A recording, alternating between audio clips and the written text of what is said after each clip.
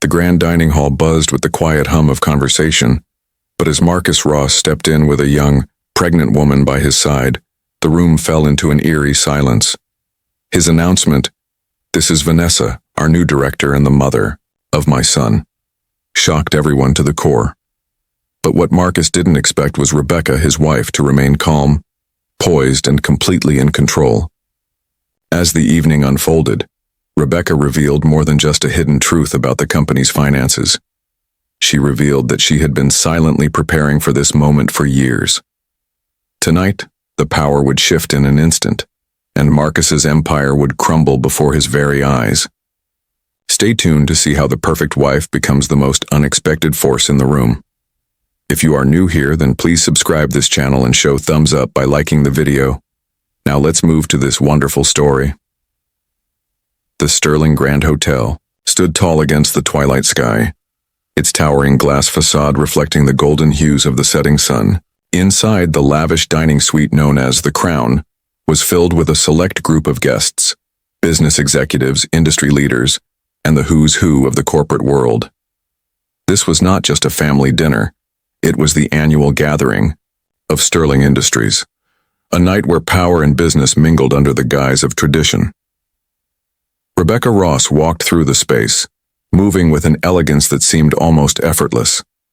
At 42, she had perfected the role she had been playing for the last 15 years, the perfect corporate wife.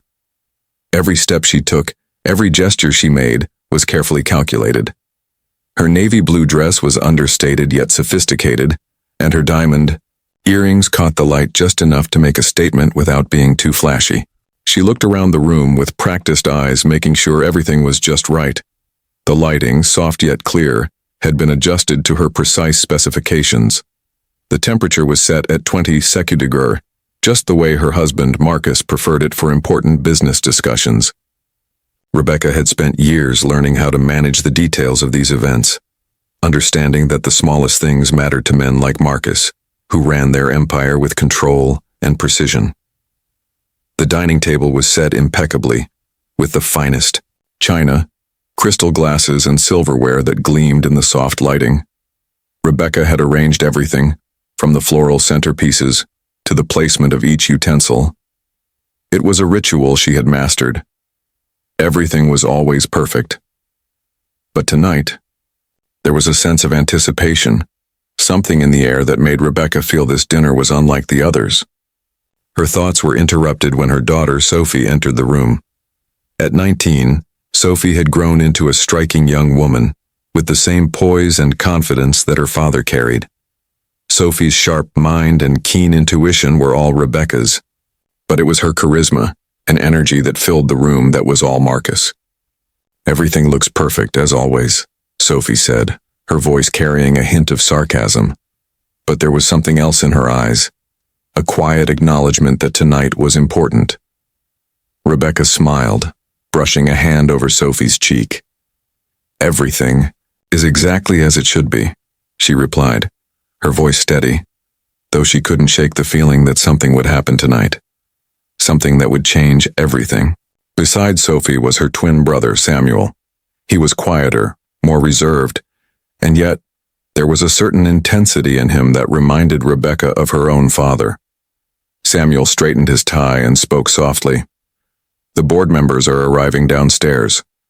Grandfather's driver just called." "Thank you, Sam," Rebecca replied.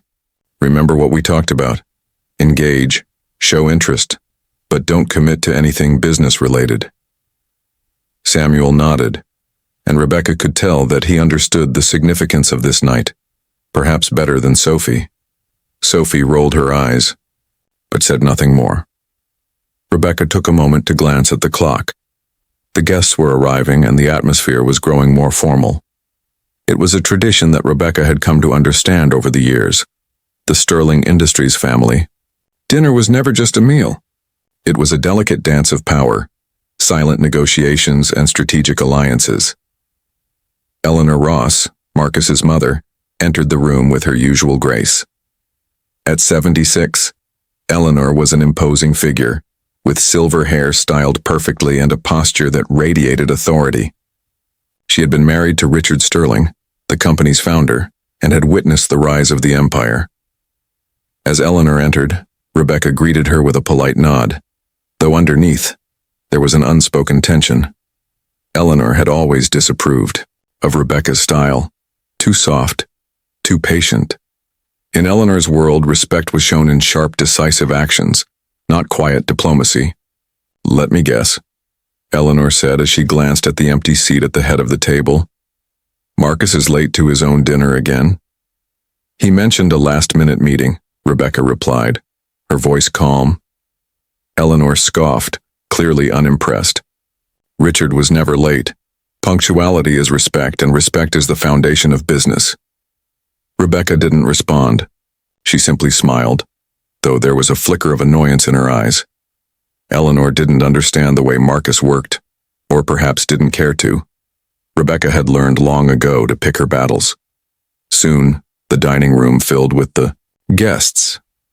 The CEO of the tech division, the heads of international development and finance, and even the company's general counsel, all important figures in the empire Marcus had built.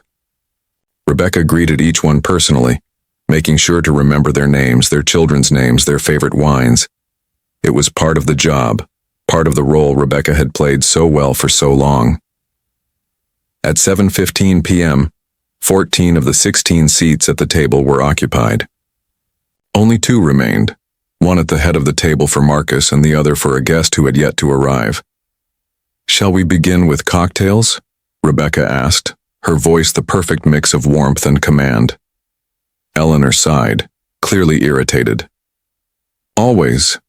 The showman," she muttered under her breath, watching as the doors to the dining suite swung open. Rebecca turned with a polite smile, and there he was, Marcus in his tailored suit, exuding the same effortless confidence that had made him a leader in Sterling Industries. His entrance always commanded attention, but it wasn't his appearance that caught everyone's gaze. It was the young woman at his side. She was in her late 20s with sleek black hair and delicate features. Her red dress hugged her figure, a stark contrast to Rebecca's understated elegance. But what really struck the room was the unmistakable sign of pregnancy, a 5-month bump that left no doubt about the nature of their relationship. "Good evening, everyone." Marcus's voice was smooth, carrying across the room with an air of authority. "Apologies for the delay. I'd like to introduce Vanessa Green, our new director of special projects for the Asian markets," he said, pausing slightly as his gaze met Rebecca's. "And the mother of my son," he added, the words hanging in the air like a heavy weight. The room fell silent. All eyes shifted between Marcus, Vanessa, and Rebecca. Everyone expected the inevitable, Rebecca's public unraveling, the scene of the scorned wife. But Rebecca did not scream. She did not cry. She did not falter. Instead, she smiled warmly and extended a hand toward Vanessa. "Welcome to our family dinner, Miss Green," Rebecca said, her voice steady and polite. "Please, have a seat here, as the guest of honor." Vanessa hesitated for a moment, caught off guard by the warmth in Rebecca's voice. She was expecting anger, hostility, perhaps even a dramatic exit. But this was not what she had imagined. Marcus, still smiling, glanced at Vanessa, his amusement barely concealed. He had expected Rebecca to break down, to show weakness, but that would not happen tonight. The dinner continued under the soft glow of chandeliers, their light flickering against crystal glasses and polished silverware. The opulence of the Sterling Grand Hotel's dining suite felt like a world of its own, one where business deals and family secrets mixed, disguised as elegant conversation. Rebecca took her seat at the table, her back straight, her composure unwavering. Marcus now settled into his place at the head of the table, glanced at his wife and then at Vanessa, who was carefully assessing her surroundings. The young woman seemed lost, her nerves evident as she tried to keep up with the rapid exchanges between the board members. To everyone watching, it appeared like the perfect business dinner, a mix of old money, new ventures, and strategic discussions. But beneath the surface, there was a tension growing, one that was almost palpable. Rebecca, as always, kept the conversation flowing, guiding it with the precision of a seasoned host. She asked the right questions, made the right comments, all while maintaining a delicate balance of interest and authority.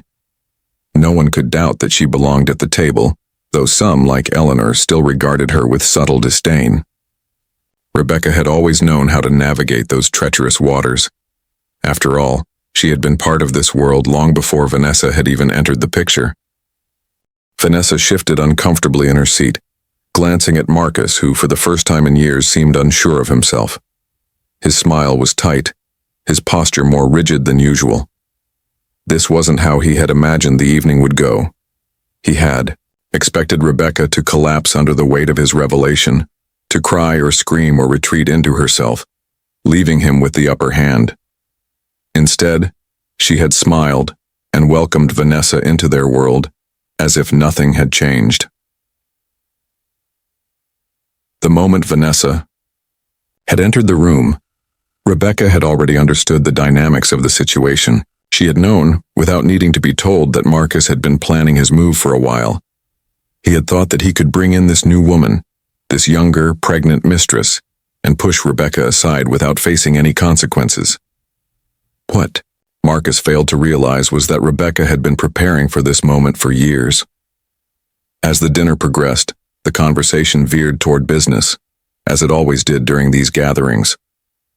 The discussion shifted to Sterling Industries' expansion into Asia, a topic Marcus had been eager to focus on all evening.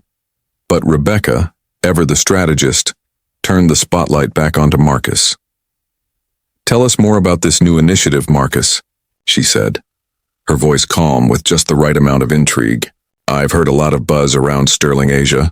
What's the long-term vision?"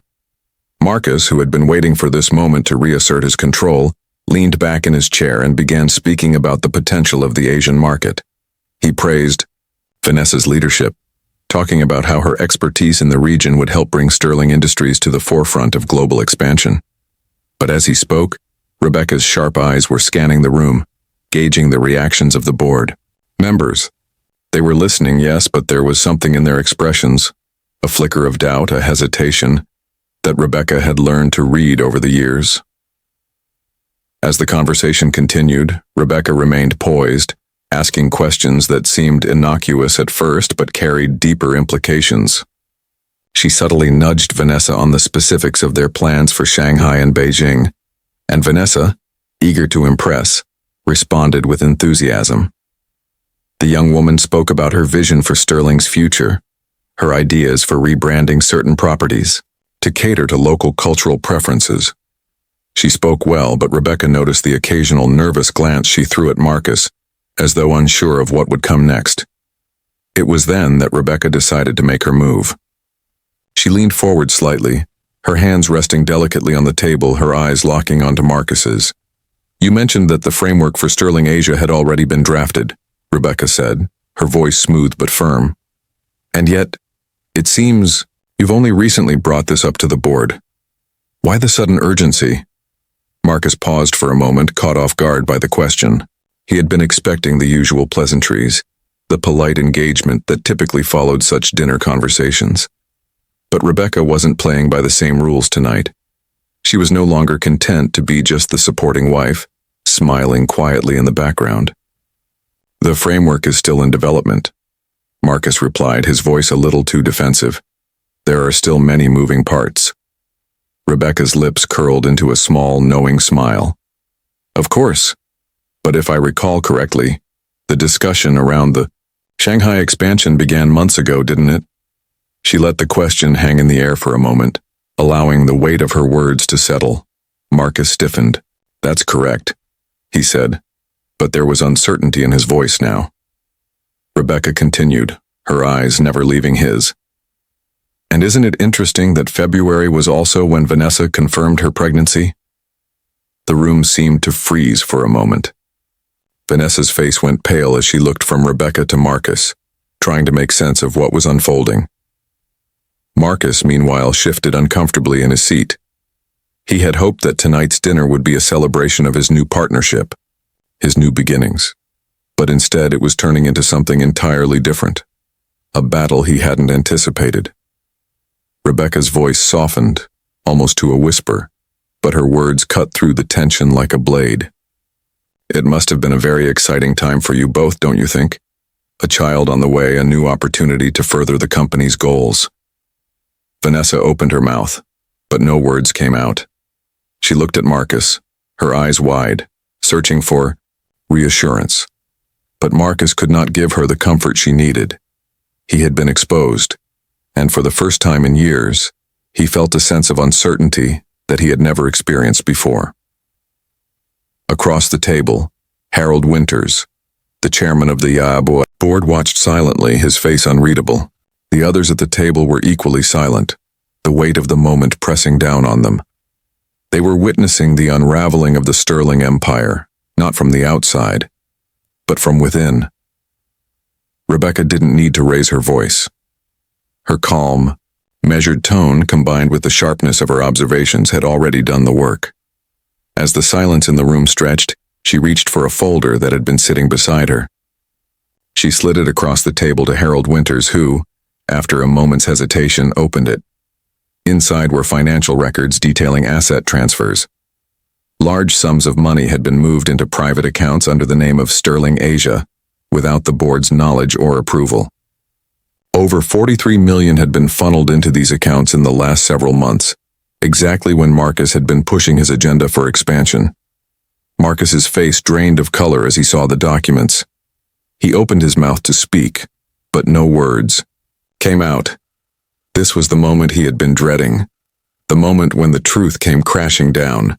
"It's not what you think," Marcus said, his voice cracking slightly. "This is all part of the strategy." But Rebecca wasn't listening. She knew exactly what had happened, and now she was ready to make him face the consequences. The dinner, once filled with light conversation and strategic power plays, had now become the battleground for control. Control over the company, control over their lives, and control over the future. And in that moment, Rebecca knew she had already won. The tension in the room was palpable. The faint sound of glasses clinking and silverware tapping against porcelain was now drowned by the heavy silence that hung like a storm cloud above the table. No one moved. No one dared speak. The only sound was the rustling of paper as Harold Winters, the chairman of the board, flipped through the financial documents Rebecca had so calmly slid across the table. His brow furrowed with each page he turned, his expression becoming more serious with every number he read. Marcus, now seated at the head of the table, felt a cold sweat form at the back of his neck. He had expected many things from this dinner, but he had not expected Rebecca to come prepared, to come armed with evidence that would tear apart everything he had carefully orchestrated. He had expected her to break, to cry, to demand an explanation, something he could easily brush off as emotional. But she hadn't done that. She hadn't played into his hands. Instead, Rebecca had taken control, moving the pieces of the game with the quiet precision of a master strategist. She hadn't raised her voice. She hadn't needed to. All she had done was reveal the truth, and now it was too late for Marcus to escape it. Rebecca watched Marcus, her eyes sharp and calculating. He was squirming now, his usual confident posture faltering. She could see the cracks beginning to form in his facade. His hands, which had always seemed so steady, were now clenched tightly around his wineglass. His jaw was tight, his eyes darting between the board members as if hoping for a way out of this mess. But there was no escape. The truth was out, and the board was listening. "Marcus," Rebecca's voice cut through the silence, calm yet laced with authority. "You've made your move, but now we have to deal with the consequences." Her words were simple, but they carried the weight of years of careful planning. She had spent the last decade quietly observing, learning, gathering the pieces she would need to take control of her life and the company when the time was right. That time had come. "I want to make one thing very clear," Rebecca continued, her gaze never leaving her husband. "What you've done here isn't just a business misstep. It's a violation of trust. It's embezzlement." The word hung in the air like an accusation. Marcus's face reddened, but he didn't respond immediately. Instead, he turned to James Carter, his lawyer, who had remained silent up until now. James leaned forward, his face unreadable, his eyes flicking between Marcus and the board. "This is a corporate restructuring effort," Marcus finally said, his voice strained, attempting to regain some semblance of control. "Nothing more. There's nothing illegal about what's been done. We've had discussions about these moves for months. Everything was in the plan." Rebecca raised an eyebrow. "A corporate restructuring effort?" she repeated, her voice icy. "You've been funneling company assets into private accounts, Marcus. Those are not restructuring efforts, those are thefts." She leaned forward, her hands resting on the table. "And the fact that you tried to cover it up by creating a false company, Sterling Asia, only makes it worse." Harold Winters, the chairman of the board, cleared his throat and addressed the group. "Rebecca is right. These financial discrepancies are not just troubling, they are illegal. If what is in these documents is true, we have a serious problem." The room fell silent again as the board members absorbed the gravity of the situation. Rebecca could see the doubt on their faces, the growing realization that they had all been in the dark about Marcus's actions. They had trusted him, believed in him, followed his lead. But now they saw him for what he was. Someone who had put his own interests above the company, above the very people who had helped build it. Vanessa, who had been sitting at the far end of the table, shifted uncomfortably in her seat. She had been quiet throughout the entire exchange, her hand protectively resting over her pregnant belly. Her eyes were wide, and she seemed unsure of how to react. But as she glanced at Marcus, she saw the truth in Rebecca's words. This wasn't just a corporate matter. This was personal. "Marcus," Vanessa said softly, her voice shaking, "you told me everything was above board. You promised me—" She trailed off, unable to finish the sentence. Marcus turned to her, his expression softening for a moment. "Vanessa, this is not what it looks like," he said, his voice losing some of its earlier confidence. "I did this for the company. I did it to ensure our future." But Vanessa, though visibly shaken, could see through the lie. "I believed you," she whispered, her voice breaking. "But now I see what this is." Rebecca didn't take her eyes off Marcus. "What you see, Marcus, is the end of your reign. This isn't just about money, it's about integrity. It's about trust. And you've lost both." There was a long pause before Marcus finally spoke again. His voice was barely above a whisper. "What do you want from me, Rebecca?" he asked, his tone defeated. Rebecca took a deep breath and leaned back in her chair, her posture regal and unyielding. "I want you to face the consequences of your actions. I want you to resign. And I want you to leave Sterling Industries permanently." The room seemed to hold its breath. Marcus sat frozen, his gaze flicking between Rebecca and the board members. For a moment it seemed as if he might protest, might refuse to give up his position. But then slowly he stood up, his shoulders slumping in defeat. I'll resign," he muttered, his voice strained. "But I'll be back. You can't keep me out forever." Rebecca's eyes narrowed. "You're already gone, Marcus. The company is no longer yours to control, and you'll never come back." She turned to Harold Winters, who was still looking over the financial documents. "I'll need you to initiate the necessary steps to remove him from the company records. His access to the board and any decision-making power should be revoked immediately." Harold nodded gravely. "Understood." As Marcus was escorted out of the room, his expression twisted in frustration and defeat. Vanessa watched him go, her face a mix of confusion and regret. She had followed him, believed in him, but now she realized that she had been nothing more than a pawn in his game. Rebecca, on the other hand, remained calm and composed. The dinner that had once been filled with tension and uncertainty now felt like a turning point, a new beginning. As Marcus walked out of the room, Rebecca took her seat at the head of the table, where she belonged. The power had shifted. It was now hers to wield. And for the first time in years, she felt truly free. The morning sun filtered through the tall windows of Rebecca's penthouse suite, casting a warm glow over the city below. It had been a restless night for her, but there was no doubt in her mind. The battle had been won. The empire that Marcus had so carefully built brick by brick had just collapsed in an instant. The boardroom was silent, yet Rebecca knew that silence would soon give way to change. Change that she had spent years carefully planning, waiting for the perfect moment to implement. And that moment had arrived. Her heels clicked against the marble floor as she walked purposefully through the hallways of the penthouse. The weight of the events that had unfolded the previous night still hung in the air, but there was no time to reflect on what had been. The future was waiting, and Rebecca was ready to take control of it. As she stepped into the elevator, her reflection in the polished doors was that of a woman who had just turned the page to a new chapter in her life. The doors slid open with a soft chime, and Rebecca stepped out into the bustling corridors of the building. She was not alone. At her side was David Moore, the company's chief legal counsel, a man who had been by her side for many years. His quiet demeanor, combined with his sharp legal mind, had made him an invaluable ally in the fight that had only just begun. Alongside him were a few key financial analysts, experts who had spent months preparing for this moment. The group walked in silence, their footsteps echoing through the grand halls of the building.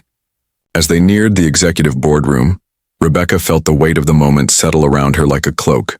She had spent 15 years standing in the shadows, playing the role of the perfect wife, supporting Marcus as he climbed the corporate ladder. But now the time for silence was over. Now the company would move forward with her at the helm. As they approached the boardroom, Rebecca could feel the tension building. She could see the murmurs and whispers of the board members inside, already aware that the meeting was about to begin. The door swung open just as she reached it, and the room fell silent. The board members turned in unison, acknowledging her presence. Even Harold Winters, who had always been a pillar of the old guard at Sterling Industries, rose from his seat and nodded in respect. But it wasn't respect for her as Marcus's wife. It was respect for the fact that she had taken control of a situation that had seemed hopeless. Rebecca walked to the head of the table where Marcus's seat had once been. For a moment she paused, her eyes scanning the faces of the board members. Some looked uneasy, others looked resigned. There was no doubt that this was an unprecedented shift in power, and many of them weren't sure what to expect. David Moore, standing beside her, placed a stack of documents on the table. These were the financial records, the evidence that would seal Marcus's fate. As Rebecca took her seat, she could feel the weight of the documents in front of her. But these papers were not just numbers. They were the foundation for a new future. Her future. "We all know why we are here," Rebecca began, her voice steady and calm. "The company has been through a storm, and now it's time to rebuild." Marcus's actions were not just reckless, they were deliberate, and they endangered the very future of this company. "I'm here to make sure that we don't just survive this crisis, we come out stronger." There was a pause as the board members absorbed her words. For many of them, this was a difficult pill to swallow. Marcus had been their leader, their guiding force for years. But now his empire had crumbled, and in his place sat Rebecca, poised and ready to lead. Harold Winters was the first to speak. "What do you propose we do, Rebecca?" His voice was measured, but there was an edge of uncertainty in it.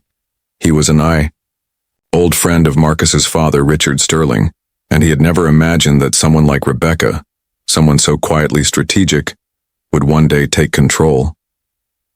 Rebecca glanced at him, her eyes unwavering. "First, we stabilize. We address the immediate financial discrepancies. We freeze all accounts linked to Marcus's unauthorized transfers. We ensure that Sterling Industries is protected from any further damage. And then we move forward with a new vision for the company." There was no hesitation in her voice. Rebecca knew what needed to be done. It was no longer about saving Marcus's reputation or protecting his legacy. It was about protecting the company and its employees, the people who had worked tirelessly to build Sterling Industries into the powerhouse it was. The company needed a leader who would prioritize its future, not someone who was blinded by personal ambition. The other board members nodded, one by one, their expressions shifting from apprehension to reluctant approval. Rebecca had not just presented a plan, She had presented a future, and it was a future they were willing to follow. Sterling Industries has always been a family business, Rebecca continued, her tone steady. But that ends today. From now on, we will be a merit-based corporation. Leadership will no longer be dictated by bloodline or legacy. It will be earned through hard work, dedication, and vision. This statement caused a ripple of surprise among the board members. The idea of restructuring the company so fundamentally was unprecedented, but Rebecca's words were clear. She was not here to play by the old rules. She was here to make Sterling Industries a beacon of modern leadership, one where power was earned, not inherited. A younger board member, Victoria Zhao, spoke up. "So you're proposing a complete overhaul of the company's governance?" she asked, her tone both cautious and curious. "Yes," Rebecca replied without hesitation. "This company has been plagued by unchecked power for too long. We need clear accountability at every level. We need transparency, and we need to ensure that everyone who holds a position of power is deserving of it." Harold Winters, who had been quietly absorbing Rebecca's words, finally nodded in agreement. "I understand," he said, his voice quiet but resolute. "If this is the direction you wish to take, then I fully support it." Rebecca's gaze flicked over to the rest of the board. One by one they exchanged glances. Some were still uncertain, but none dared to speak against her. Marcus's downfall had been swift, and Rebecca had handled it with grace and intelligence. She had proven that she was not only capable of leading, but that she was the leader they needed.